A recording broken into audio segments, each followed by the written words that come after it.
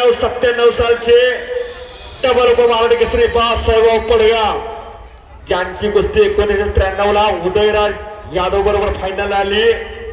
भाऊंवरती फार मोठा अन्याय झाला। ती कुस्ती मातीवरती होणार होती, अचानक मॅट वरती घेण्यात आली आणि 1997 ला सेना दलाचे पैलवान अशोक शिर्के यांच्या बरोबर कुस्ती फायनल आली।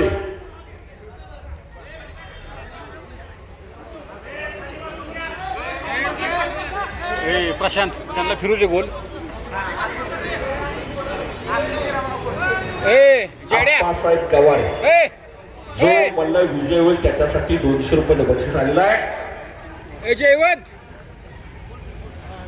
पायाच्या नकापासून डोक्याच्या केसापर्यंत तोरण मापून घ्यावी चल चल अशा तोचण्या तब्येतीची पोरं आणि कोर होणार राजा शिवछत्रपती केसरी किताबाचा मानकरी।